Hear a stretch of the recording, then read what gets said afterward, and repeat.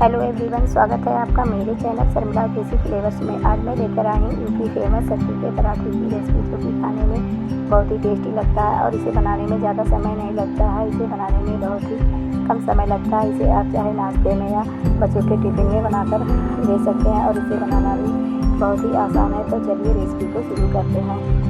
Recipe को शुरू करने के लिए सबसे पहले हम ले लेंगे 5 से 6 प्याज। इसको मैंने पहले से ही छिलकर धोकर रख लिया है। अब इसे हम चॉपर में छोटे छोटे टुकड़ों में काट कर इसे चॉपर में काटेंगे। इसे हमें बहुत ही बारीक काटना है।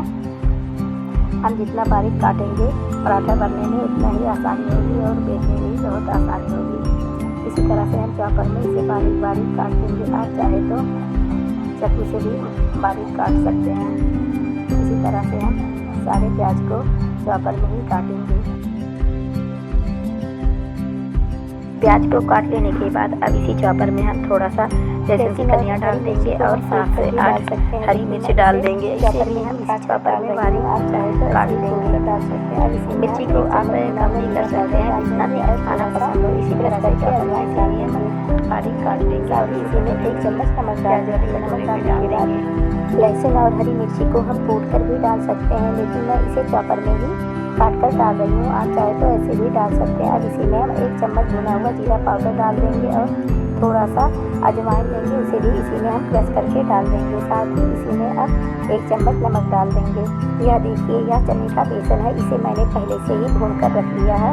इसी से मैं पराठा बनाऊंगी। आप चाहे तो भुने हुए चने को भी पीस कर बना सकते हैं। अब इसके बाद हम इसी में नींबू का रस डाल देंगे। नींबू डालने से पराठे बहुत ही चटपटे बनते हैं। आप नींबू को 1 या 2 नींबू डाल सकते हैं, आपको जितना खट्टा खाना पसंद हो।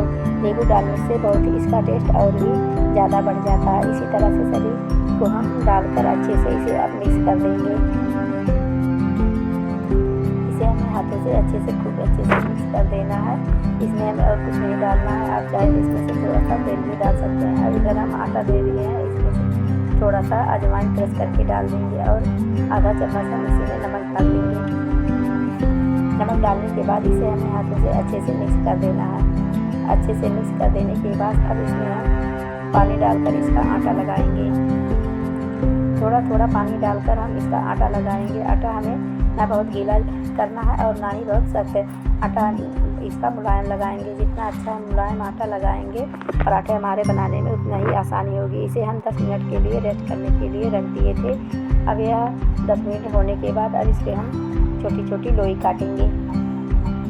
इसी तरह से हम इसका छोटी छोटी लोई काट लेंगे और अब एक लोई लेंगे और इसको हाथों से कटोरी का शेप देकर अब इसी में हम स्टफिंग भरेंगे। हम 2 चम्मच इसको स्टफिंग भरेंगे और इसको भी हाथों से दबाते हुए इसको हमें पैक करना है। इसी तरह से हाथों से दबाकर इसको हम सील कर देंगे और फिर इसमें हम छिपका करके इसमें थोड़ा सा सूखा आटा लगाकर इसको बेलेंगे। देखिए, यह बेलने में हमें बहुत आराम से इसको हम बेल रहे हैं, क्योंकि मैंने इसे बहुत ही सारी चीज़ों को बहुत ही बारीक से काटा, इसलिए यह बेलने में बहुत ही आसानी हो रही है। अब इसे हम तवे पर रखकर इसको सेकेंगे। एक तरफ कुछ देर सेकने के बाद इसे हम अब दूसरी तरफ पलट देंगे और इसमें अब तेल लगाएंगे। इसमें मैं सरसों का तेल लगा रही हूँ। सरसों के तेल में पराठे बहुत ही अच्छे बनते हैं। इसी तरह से दोनों तरफ तेल लगाकर इसको हम सेक लेंगे। मैं इसमें ज़्यादा तेल नहीं लगा रही हूँ, बहुत ही थोड़ा थोड़ा लगाकर पराठे बना रही हूँ। आप चाहे तो और ज़्यादा भी लगाकर बना सकते हैं। ज़्यादा और लगाने पे और भी टेस्टी बनता है, लेकिन मैं इसमें थोड़ा ही लगा रही हूँ। यह पराठे चटनी के साथ, हरी चटनी के साथ खाने में बहुत ही टेस्टी लगते हैं। चाहे आम की चटनी हो या टमाटर की किसी भी चटनी से खाओ, या बहुत ही खाने में टेस्टी लगता है। इसी तरह से मैं सारे पराठे को बनाकर रेडी कर लूँगी। अगर वीडियो अच्छी लगे तो लाइक, कमेंट एंड चैनल को सब्सक्राइब कर देना तथा बेल आइकन को भी क्लिक कर देना। तो मिलते हैं अगले वीडियो में, तब तक के लिए धन्यवाद।